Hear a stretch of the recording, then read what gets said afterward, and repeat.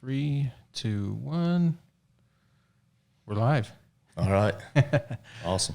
So we're here in the Color Country Studios, and I've got Colten Johnson with me. So he's a Mayoral candidate. Is that how you say it? Yeah, that works. Mayoral candidate. Yeah, for Kanab. So here we are, 2021. We got to vote to put somebody in for 4 more years. So you up for the task? Yeah, I think so. Primary's August 10th. I'm excited. Yeah, I just got my ballot in the mail.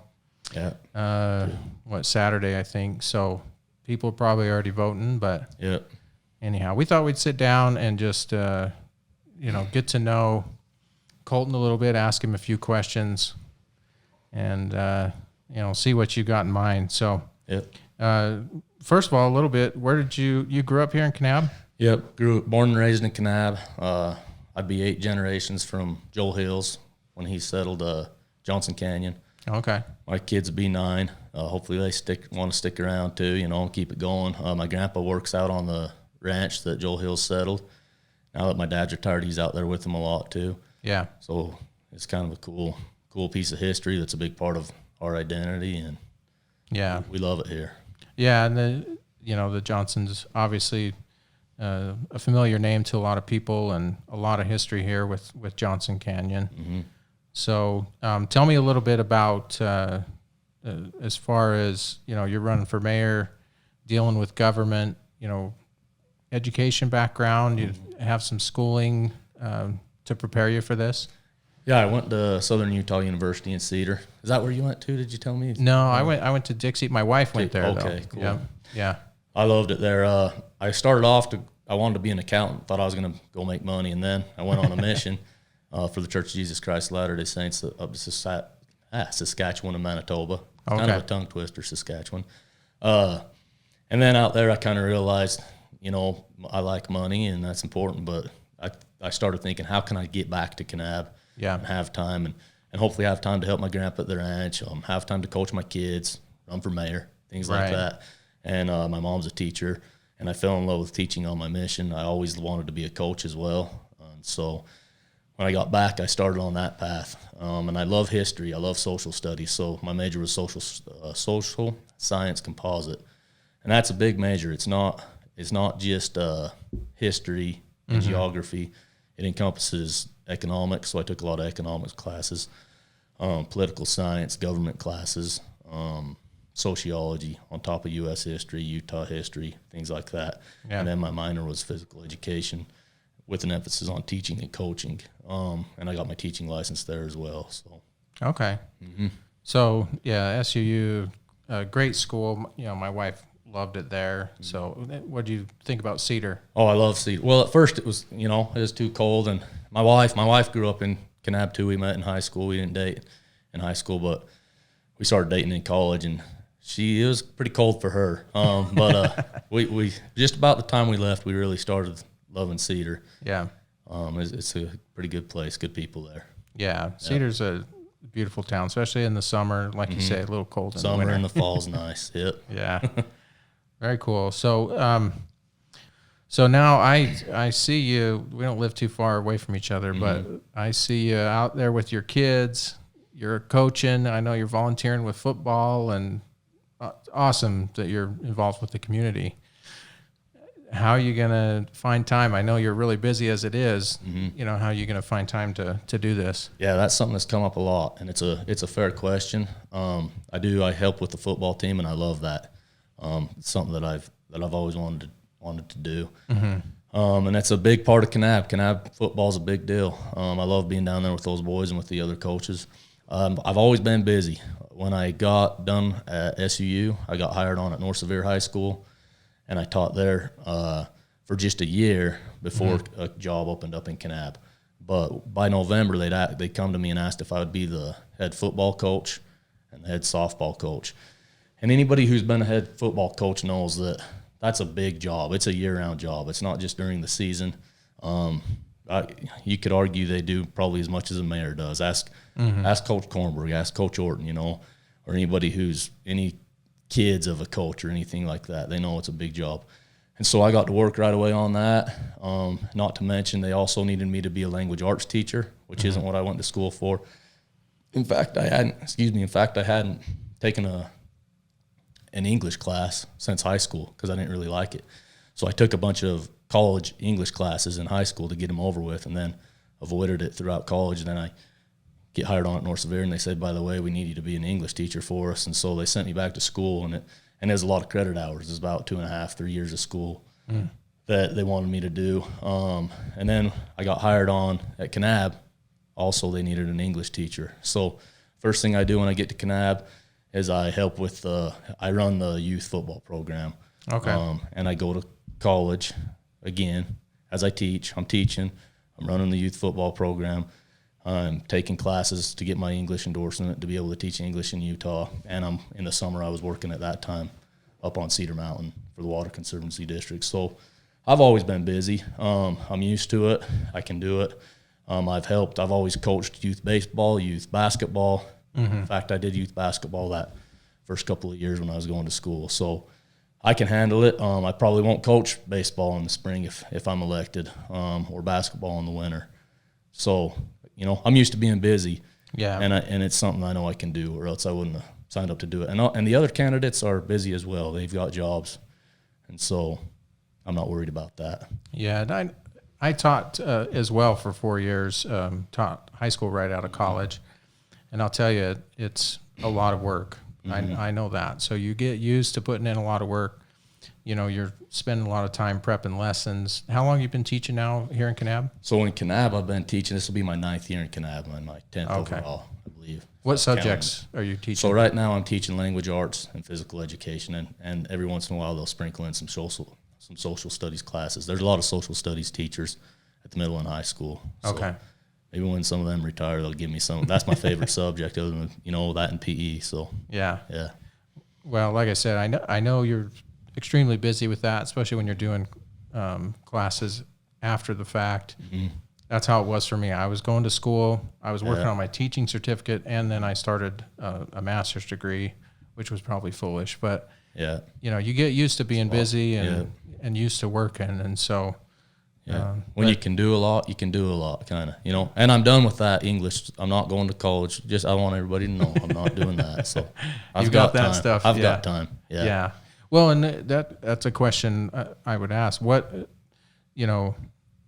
what's the demands? What do they require, for the mayor? And maybe we can get into a little bit of what the responsibilities are. When the deal came out, it says 8 hours minimum a month. And I looked at that just like I look at teaching and coaching. Yeah, right, like coaching football or teaching. They tell you what the minimum hours are, and you're always going to do way more than that. Yeah. And I expect to do way more than that.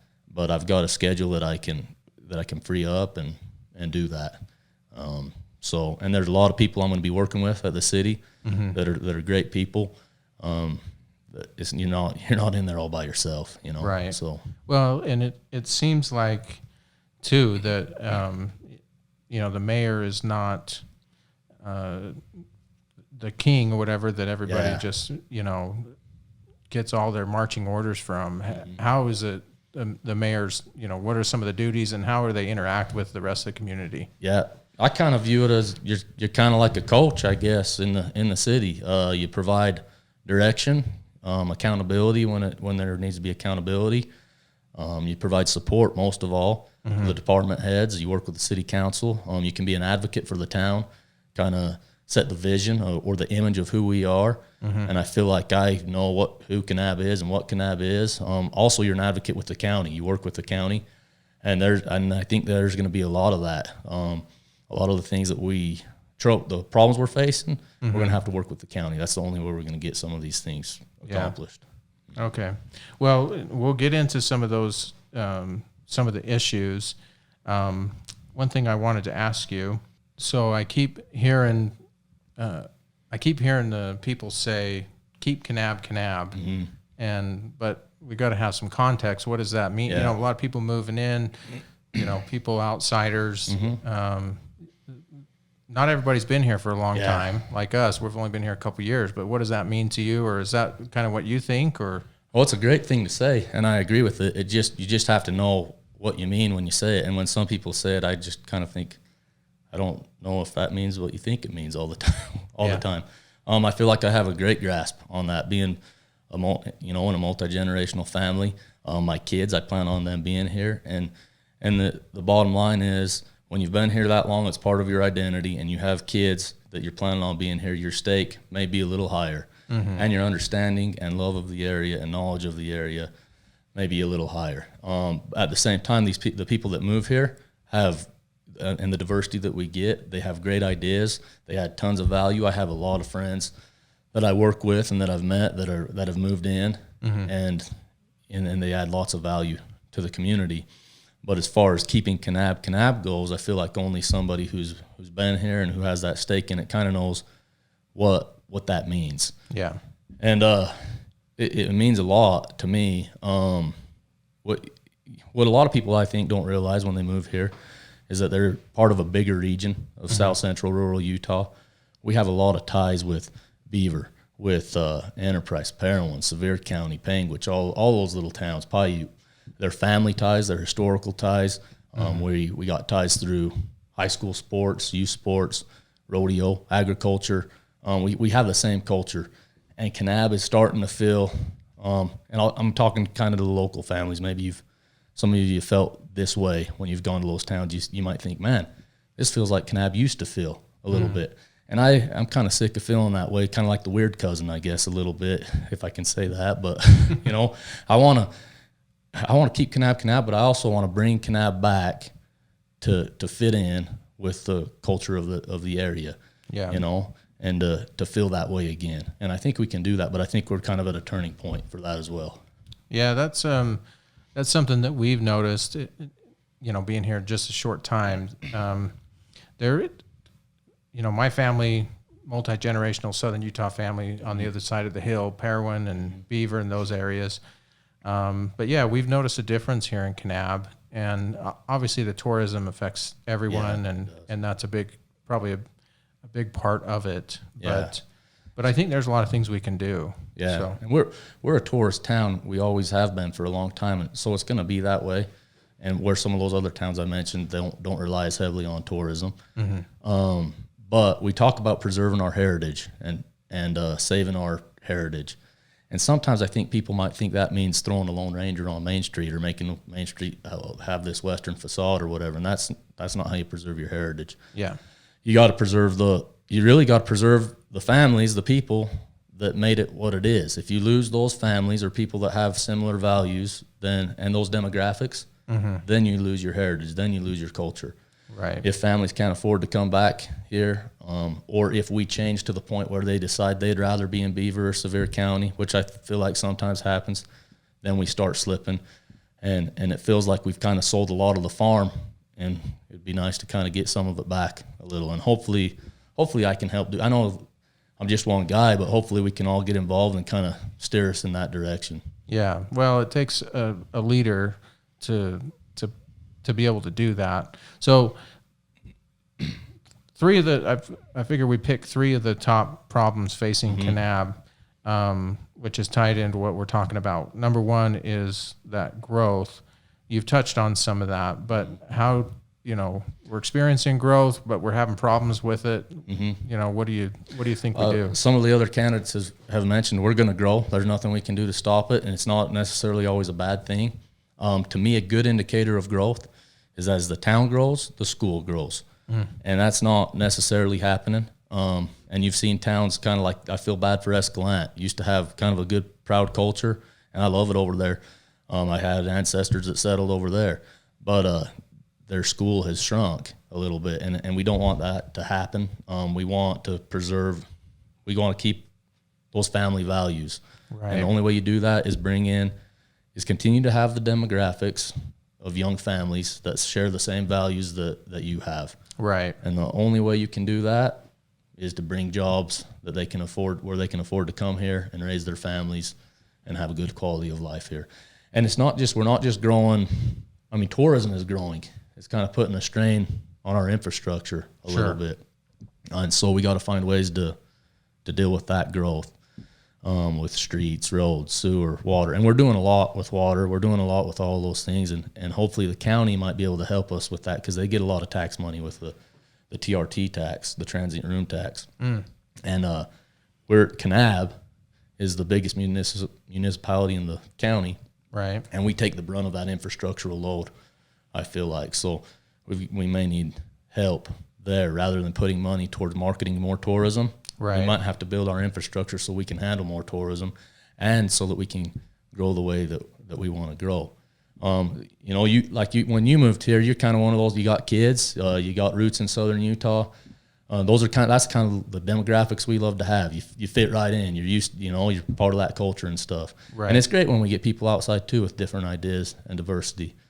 But we really got to, if we want to preserve our heritage, that's kind of what we're looking for, is bring more young families in.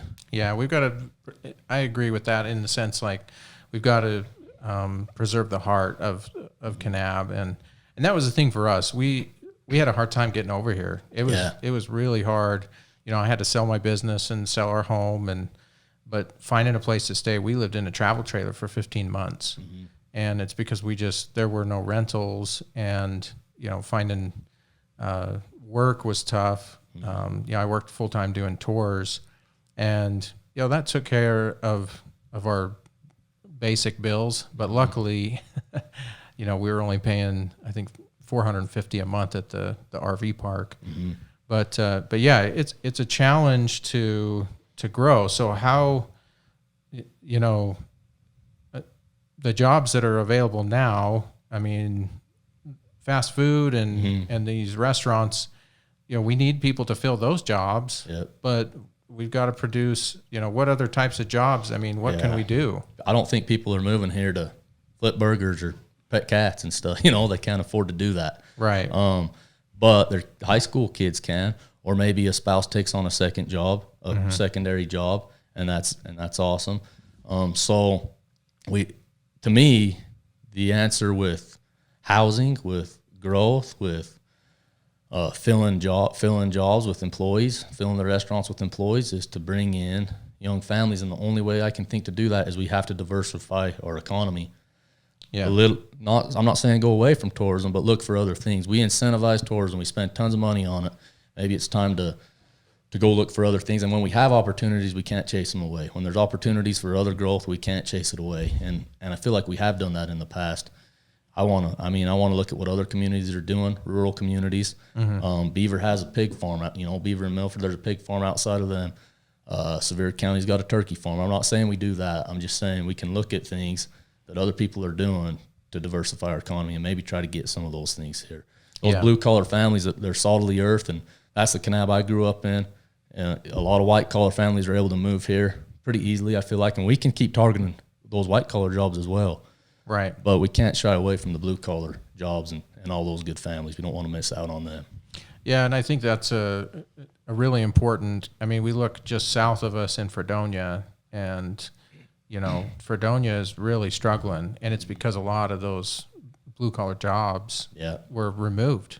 You know, we lost the logging, the uranium, and those probably aren't going to come back.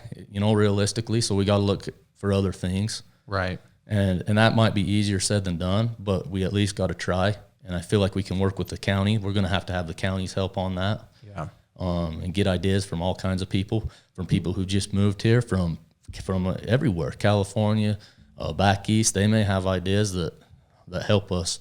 We've got to find a way to diversify the economy, though, I think, to preserve our heritage and to solve the housing problems, to solve our growth problems, and our employment problems. Yeah, I agree.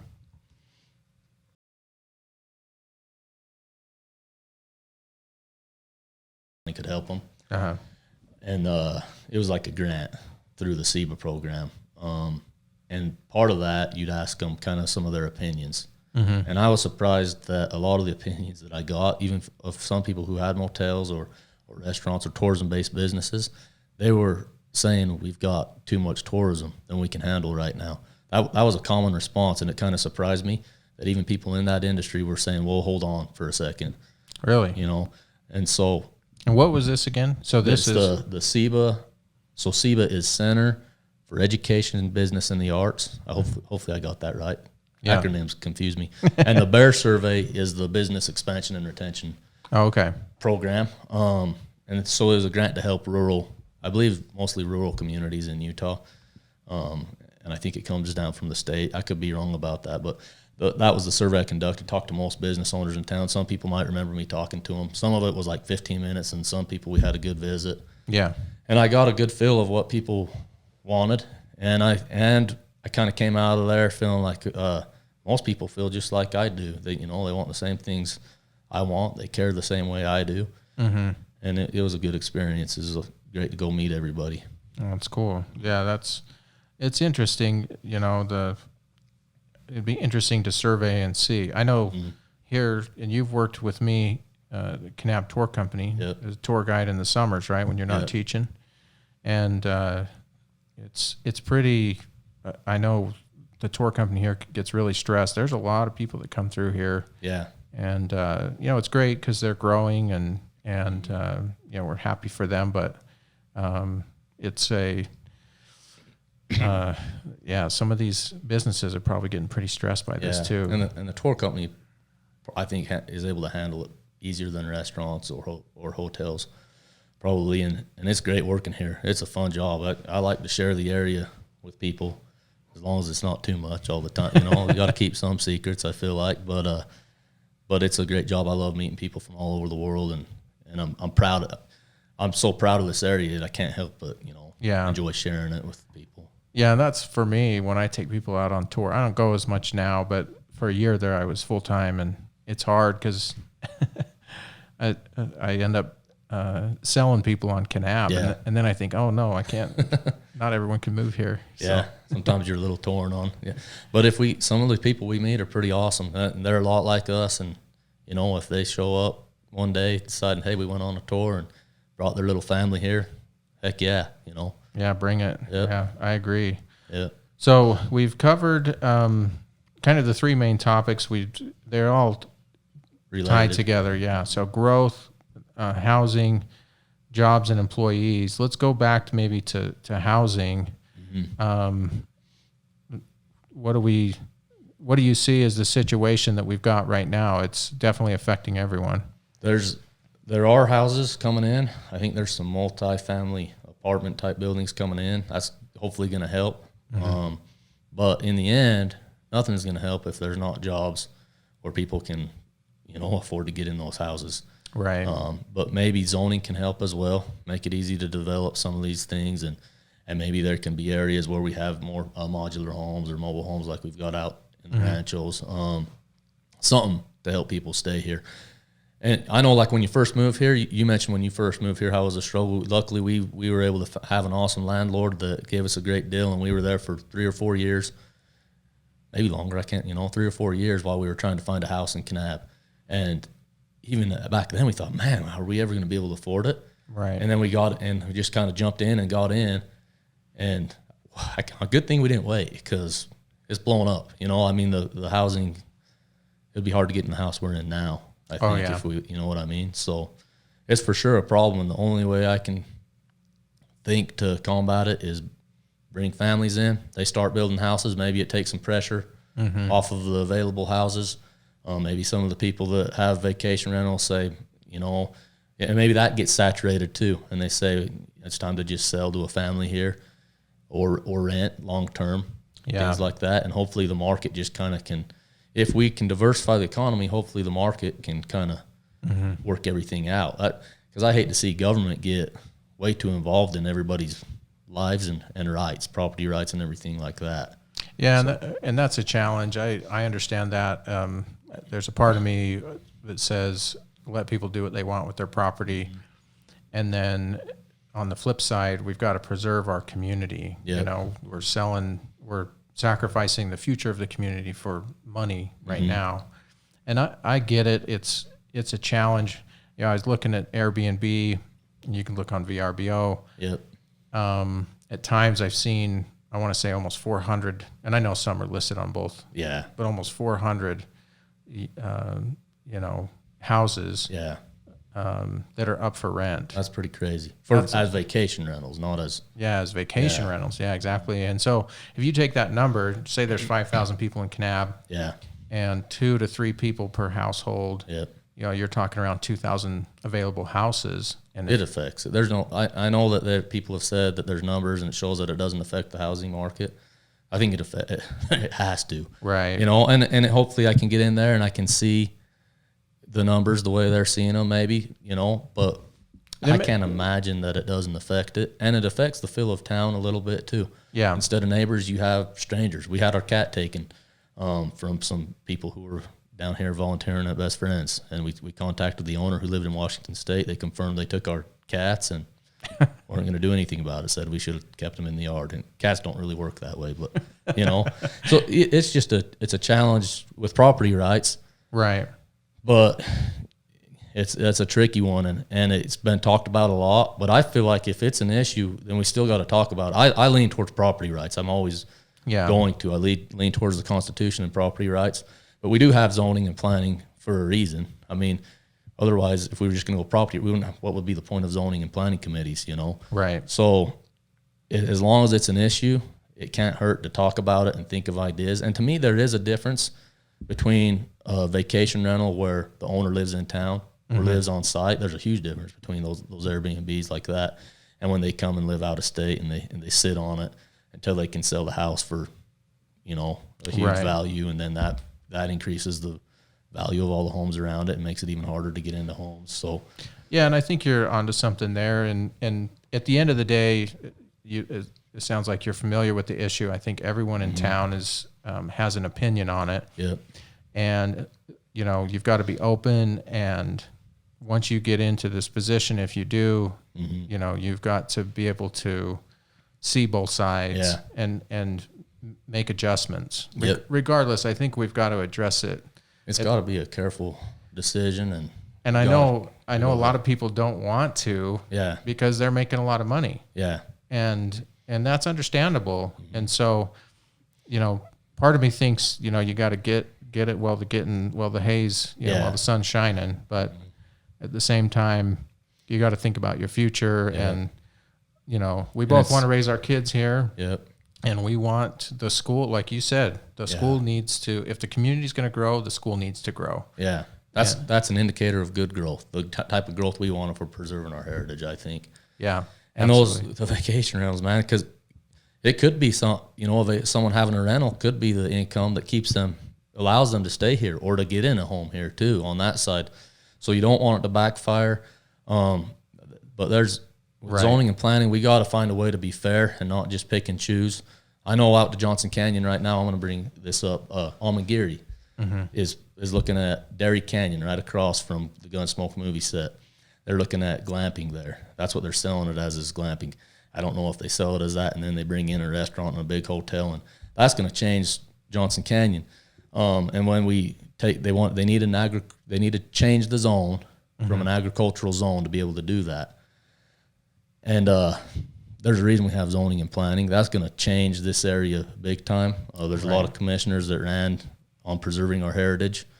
I don't feel like changing all the agricultural zones helps us preserve our heritage. I think if you lose these agricultural families, then you start losing your heritage. That's why we need to diversify the economy. Sometimes these jobs that kids come home, it supplements the farm. You don't got to sell the farm because you can be a teacher and then you can go help out at the farm.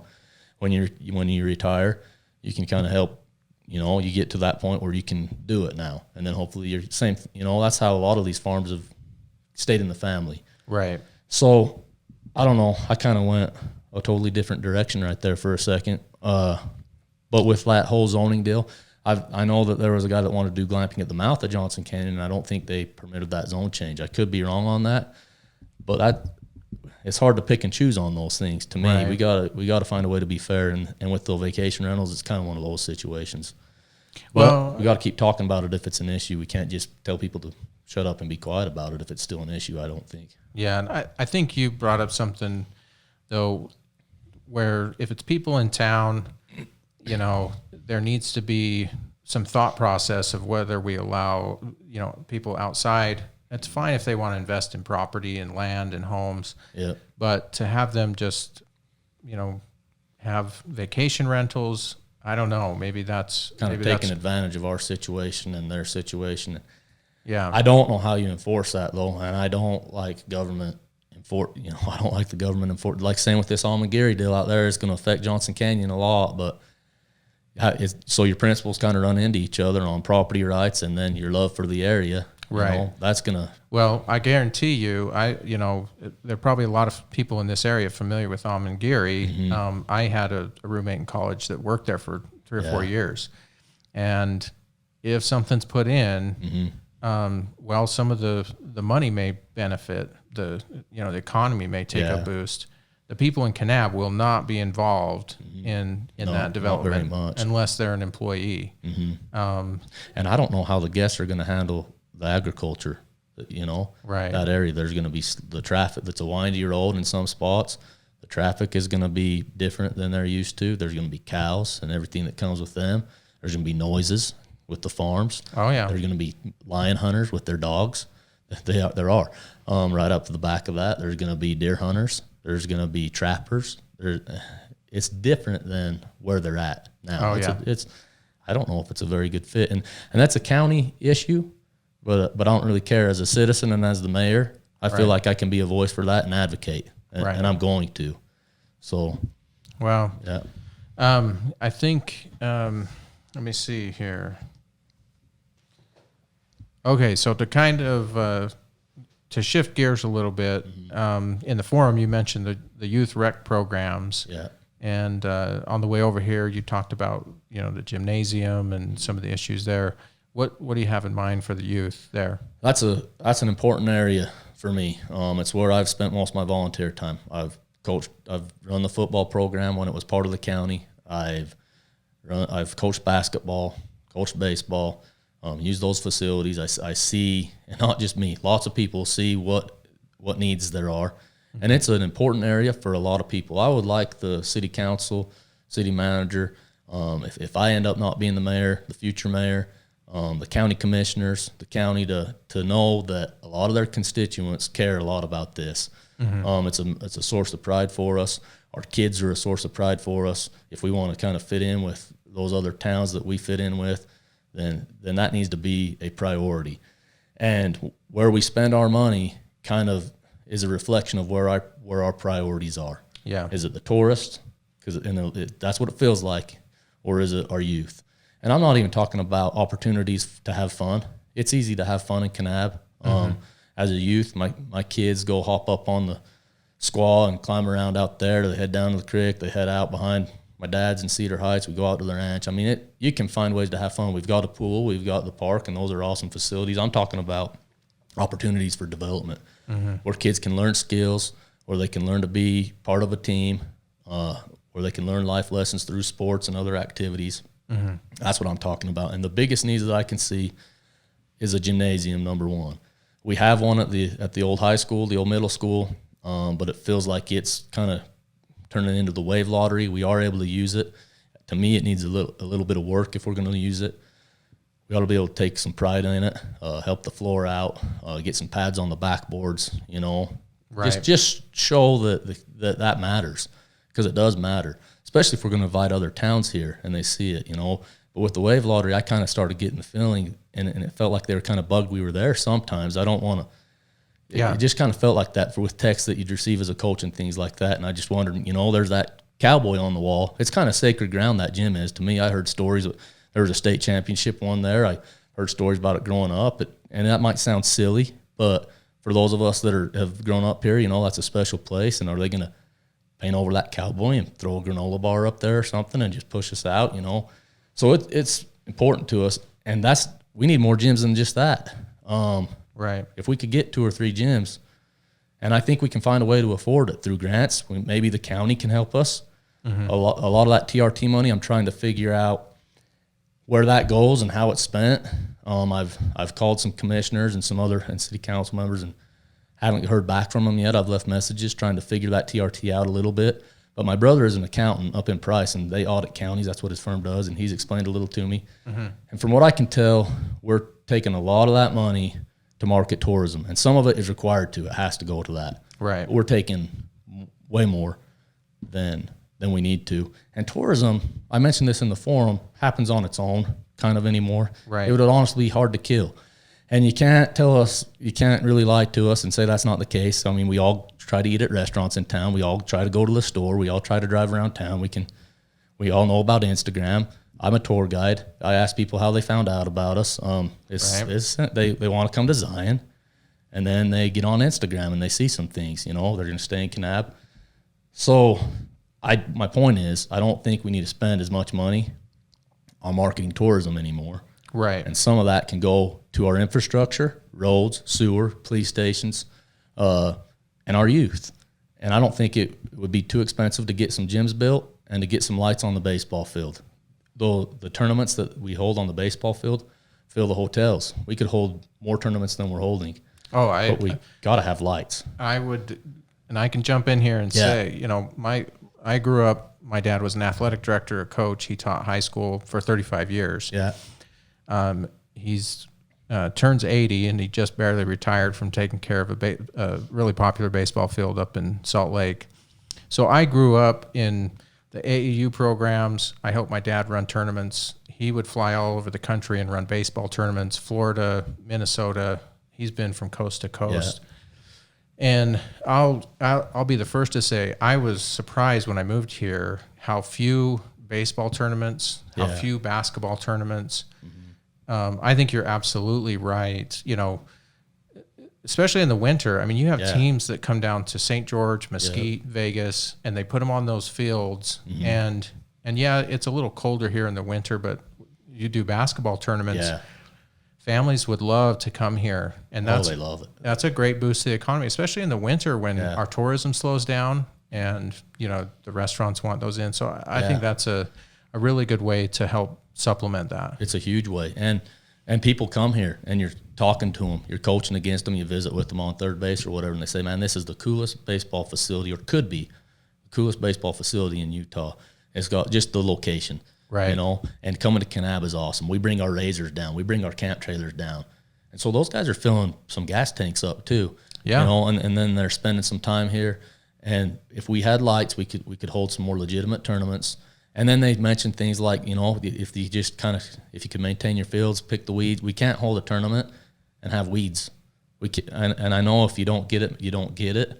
Right. But the people who are volunteering, they're working too hard and the kids, it just sends a message that doesn't matter. And I feel like there's some that feel that it doesn't matter, but I'm telling you it does. Right. To a lot of people, and to probably the majority of people in town. It's kind of embarrassing to hold a tournament and not have things in good shape. And that's a simple deal. And the lights would be a simple thing too. I think that's something that is actually really realistic and really affordable. Right. And then they bring revenue, not only when they sign up for the tournaments, but when they come and stay here. Yeah. There's a lot of potential with basketball too. Yeah. And I think you're right on that. I mean, one thing that I love about Kanab is we do have great events. Mm-hmm. I mean, this month we're going to be doing the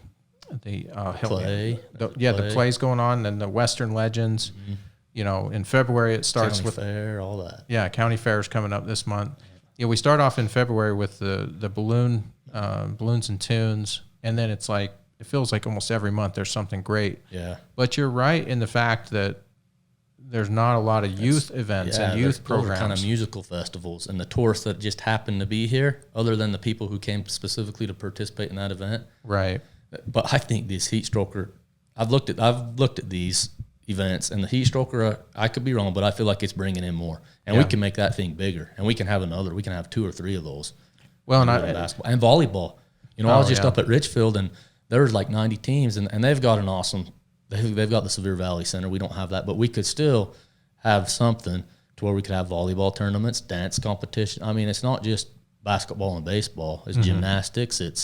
And then you could have a men's city league basketball team. You can have pickleball in there. People could come in and walk around. There's a lot you could do with that. So yeah, I couldn't agree more. I think I can tell you're passionate about this because it is the spot where I'm, really passionate, and I feel like it's a huge thing about preserve. That's where you preserve your heritage. That's where you send the message. This is who we are. This is what matters. Our kids, and it's a tradition in southern Utah that our kids matter. They come first, number one. Right. Yeah. Yeah, and growing up playing in those baseball tournaments and competing against smaller towns like Kanab, and then spring baseball. we would always travel down to St. George or to Hurricane.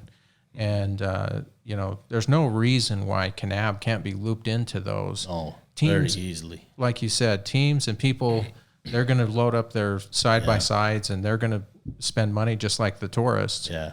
And they're going to want to, bring their families down and then go out and do a hike and see and put money into the economy. So I'd like to see money go there. And parks and recreation they say the lion's share of money is going there already, but that's parks and recreation. You got to be more specific. And I'm being very specific about where I would like to see it go. I know the pool to maintain I'm sure it costs a lot, and we're probably still paying on it, and the park, and those are great facilities. And we're putting in these trails around town, and those are great, but to me, that's not really why I live here, like the groomed trails that we're doing and stuff. Yeah. Me and my kids, like, if you're an adult, if you really want to enjoy the area, go get your truck or Jeep or four-wheeler and get out in the hills. That's where you're going to have fun. And then me and my boys, my 4-year-old and my 8-year-old, 10-year-old, we hopped up behind Saleratus, walked up on top of there, and they loved it. When we get away from boot tracks, my kids are like, Dad, there are no boot tracks. We're where we want to be. Yeah. We're not really into the groomed trails. That's not why we live here. If we were into that, we'd go to Springdale. That's right. Or Disneyland. So yeah, exactly. Well, and like you say, there's definitely a need for that. And people who come here, they want to go out on a hike, and there's plenty of that good stuff. Happens naturally. Yeah. Exactly. Yeah, I agree. So, go ahead. So with the youth recreation, a lot of people are asking, well, where's the money going that it's not going there? That's what most people are asking. And I have had my assumptions, and I've learned a lot. In a very, very short amount of time since I decided to run for mayor, I've learned that some of my assumptions are wrong. Yeah. I'm going to probably keep learning that. And I've learned that some of my assumptions are right. I still have a lot more to learn. And so, when people watch this, if you say, hey, I think you might be wrong about it, call me. Let me know. I plan on learning a lot and learning quickly, and I can. And I'm going to listen to you and give me ideas. I'm open to ideas. But a lot of people are asking where the money's going. And since a lot of people are asking that, maybe we need to help them see where it goes. Yeah. And I think I started talking about that, and I kind of strayed off a little bit from it. But there's this general fund in the city, and then money can kind of go everywhere. And as the mayor, I'd want to kind of help the city manager and the department heads and the city council be transparent and say, okay, we got this money. Let's earmark it somewhere instead of just put it into some black hole. We should kind of figure out where it's going, because it's just too easy to not be as accountable. I think we got to be accountable if we're spending people's money. We got to be transparent and accountable. And my brother showed me where I can get on and I can go down and through and look and see kind of where money's going. But you can only get so specific until you need a request like what's called a gromma request. And then, and eventually you'd want almost bank statements to see where money's going. And it's pretty dang hard for the average citizen to do that or know where to find it. Yeah. And understand it. So I think we could help be more transparent for sure. And then maybe we can solve our recreation problems and others. There's some infrastructure. As tourism grows and strains our infrastructure, and as the town grows and strains it, there's things that we need. I think that the police station is a need. There's a lot of people coming through. Mm-hmm. They're right there by the liquor store. It's pretty small. If you've ever been in there, I haven't been in there because I did anything wrong. But it's a pretty small area, man. And once again, I think we kind of send a message about what's important and stuff. And maybe we could get away with that for a while, but we are growing, and there's some things that we need. There's some infrastructure we need to take care of, I think, or else it's going to end up being a big problem if we don't take care of it. Yeah, and that's the thing is it's tough because in the county, if we have an issue, if somebody's lost or gets hurt, which happens a lot in a tourist town, in a community like this, anyhow, it puts a strain on search and rescue, and those are all county things, and and EMS and stuff. But I think that we can help EMS out, and there's a lot of talk about fire stations and stuff. I don't know on that. That's something I need to look into more. I can't see a huge need for it right now with that, but maybe I'm wrong. Like some of my assumptions have been wrong, and right now it doesn't seem like it. But like with the police, international travel is going to come back. Right. Those guys don't drive. They don't drive as good. Yeah. You know it, and so their caseload I think when international travel comes back, the caseload is probably going to go up for the police, and they're probably going to need some help with the budget to help them out. Right. Yeah. Yeah. I think that's a big. It's very noticeable. You know, for me. I mean, especially here where we're at the edge of town with the tour company, and I feel like, yeah, I see them flying out all the time. Something happening out, you know, out on 89 or whatever's going on. So So we've talked about, you know, Amangiri coming in out there and people owning property. A lot of people are concerned about the golf course that's coming in. Yeah. You know, is it going to be worth the money? Are people from Kanab even going to be able to get on and pay the greens fees? And, you know, what do you think about it? I love golf. I really do. But everything I've heard about a golf course is it's not going to be something geared toward the locals. It's if you've been to Beaver's golf course, it's pretty awesome. Mount Carmel, you know, it's just a little one, but dang, it's fun. You can take your kids there. The old one that we had was affordable, and it didn't work out. I worry about, I think some of this is coming from some grant money that we got. And I think if we use that grant money on the golf course, we lose it for other projects that we could do. Maybe that's our gyms right there. Maybe that's the rodeo arena. You know, Panguitch has a big rodeo arena. They have big rodeos there, and they have big wrestling tournaments there, stuff like that. So maybe we could use it for that. I mean, there's just a lot of other options that might be geared more towards locals and might produce more revenue. I worry about the golf course in the water. They always say, don't worry about the water, but you have to. Like I know up Johnson, the Conservancy District drilled some wells and stuff, and they're deep. They're deeper than our wells. There's probably lots of water, but we can't reach them. And it's gonna be expensive to dig deeper and to pump higher. Right. And and our power bill is gonna go up. And so I can imagine, you know, I don't know if the golf course is going to create similar problems. If they're going to want to use the water more than the regular citizen of Kanab, and I think they probably are going to want to. I don't know how else they'll water it. If they're going to want to use water from Jackson Flat, and that wasn't the intention of Jackson Flat, was a golf course. And so a lot of people are worried about it, and it might fail. You know, they did. You might be familiar with Kokopelli. Yeah. Out by Apple Valley. That's close to St. George. It's close to an airport, close to Hurricane. Beautiful location. Pretty location, and it was a big destination golf course, and it didn't work out, you know.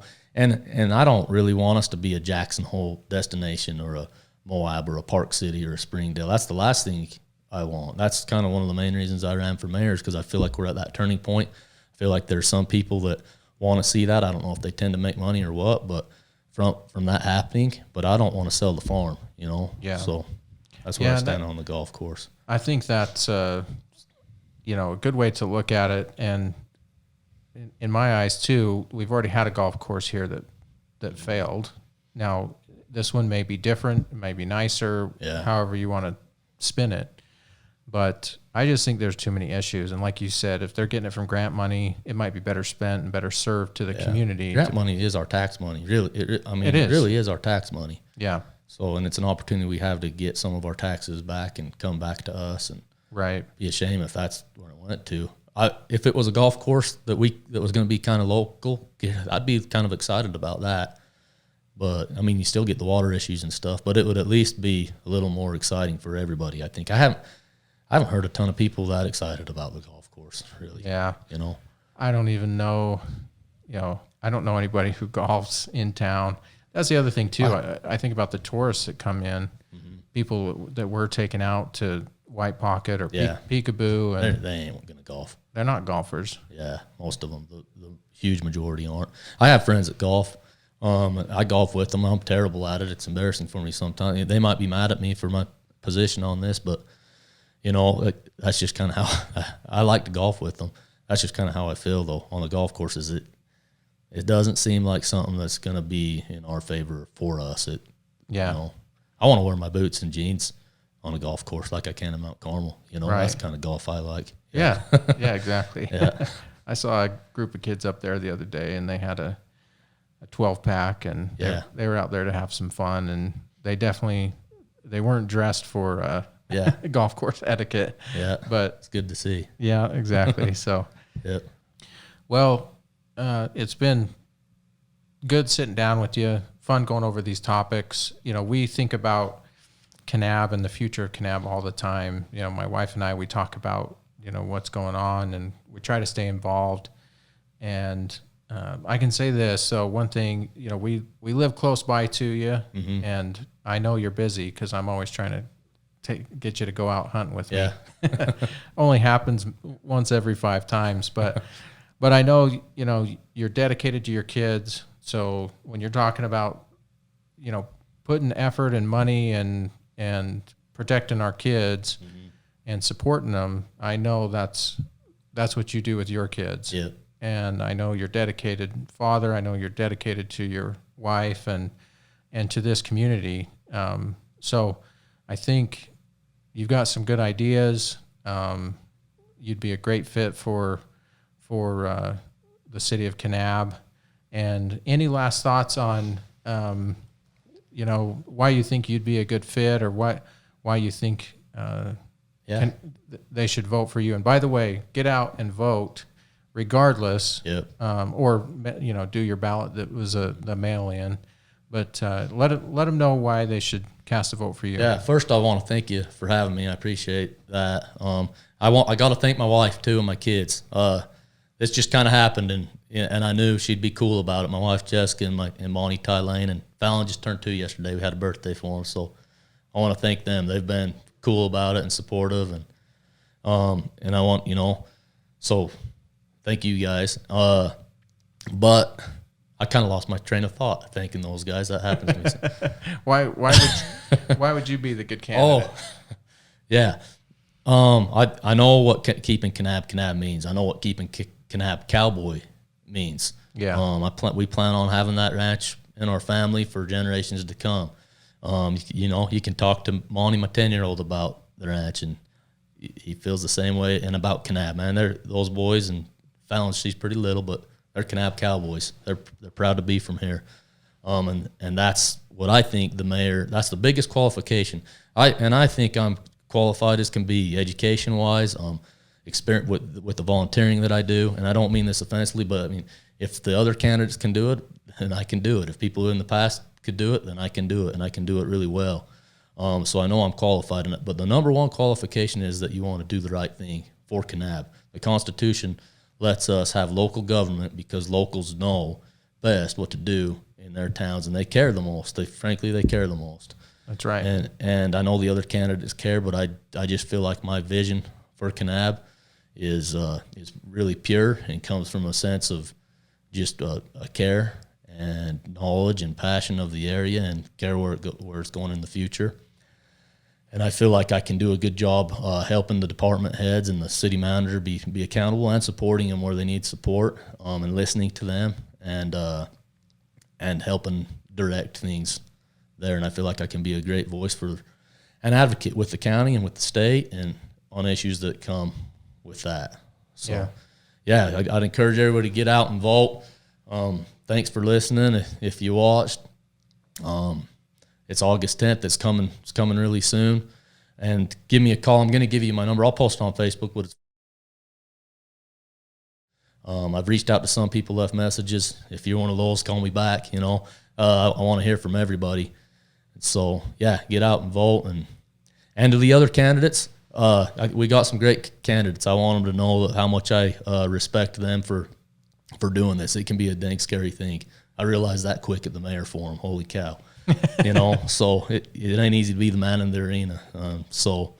Get out and vote and participate. One more thing. There's the play coming up. When is that? That's this week, right? Yeah, it's coming this week. People have worked really hard on that. Get out and support that. And I've been spending a lot of time at the high school with the football team, help making sure that we can go beat Beaver. That's in Beaver. Let's invade Beaver. Whether you've been here for a short time or a long time, that's a fun game. It's a big rivalry. It's one of the biggest rivalries in the state. We've played each other. This will be the 94th time.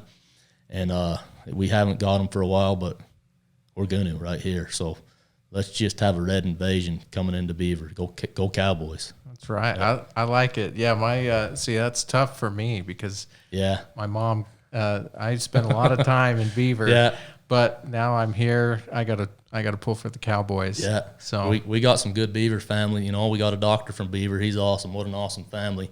If we can keep stealing those Beaver families, that don't hurt. You know, they've stolen enough of ours. So that's right. Yeah. Got good genes on either side of the hill. Yeah, they're good places. Yeah. A lot of mutual respect. That's right. So, well, hey, appreciate it. Good to sit down with you, and good luck. Yeah. Hey, thank you. Thanks for having me. Okay. We'll see you. Yep.